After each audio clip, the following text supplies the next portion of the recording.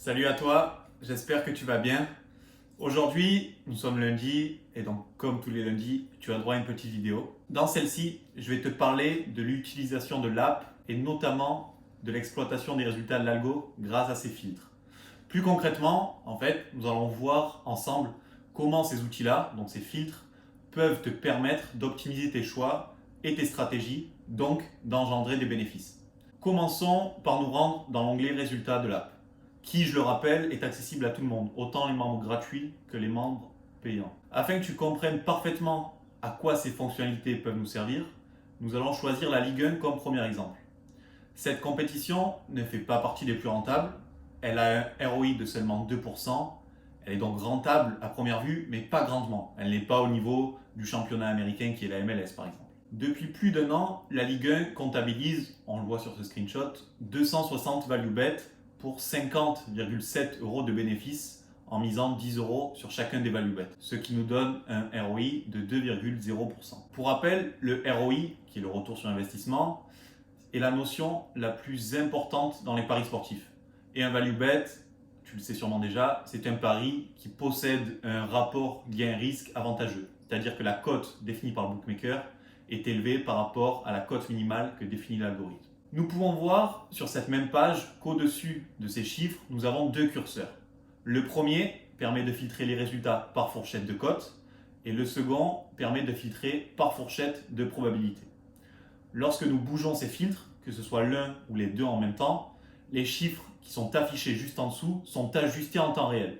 Et l'historique des matchs qui se trouve en dessous de la courbe l'est aussi. Concentrons-nous dans un premier temps sur le filtre des cotes. Si nous décidons de voir le ROI du championnat français sur des cotes exclusivement supérieures à 2,02, le ROI qui était à 2% est passé à plus de 10%.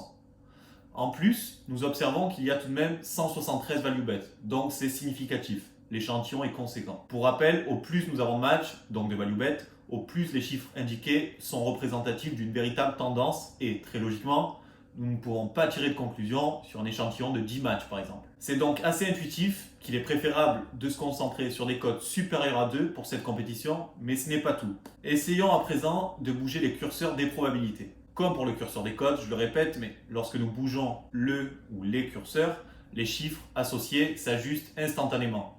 Que ce soit le ROI, la cote moyenne, le nombre de value bet, les bénéfices, etc. Plaçons par exemple la probabilité minimale à 47% et la probabilité maximale à 70%.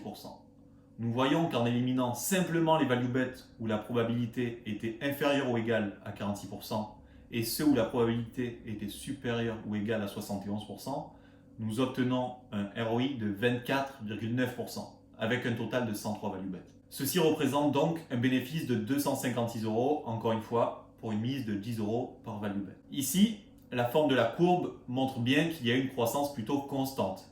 C'est vrai, il y a une forte accélération au début de l'année 2020, mais après, c'est plutôt constant. La temporalité est également importante. Donc elle peut te donner une tendance d'une compétition sur court terme, sur moyen terme ou sur long terme. D'ailleurs, pour que tu puisses définir des stratégies sur des périodes différentes et analyser au mieux les résultats de l'algo, nous avons mis en place une segmentation des résultats par période, grâce au petit bouton que tu vois juste en dessus de la courbe. Donc 1 an, 6 mois, 3 mois, 1 mois, 1 semaine. Cette fonctionnalité-là sera disponible dans la prochaine mise à jour. Il y aura aussi d'autres choses. Donc nous y reviendrons plus en détail plus tard. Pour en revenir à ces filtres-là sur la Ligue 1, à titre d'exemple, ce sera plus rentable, donc pour faire la synthèse, de se focaliser sur des value bets ayant une cote supérieure à 2 et une probabilité comprise entre 47% et 70%. D'ailleurs, je t'invite à aller passer un peu de temps sur ces onglets-là. C'est comme ça que tu pourras prendre en main l'outil qui est très simple, tu le verras, et tu pourras donc optimiser tes paris et tes futurs gains. Pour que ce soit encore plus clair, prenons à première vue l'une des pires compétitions de l'algo, qui est la Liga espagnole. Nous observons que le ROI est négatif, il est de moins de 3%. Donc a priori, la compétition n'est pas rentable.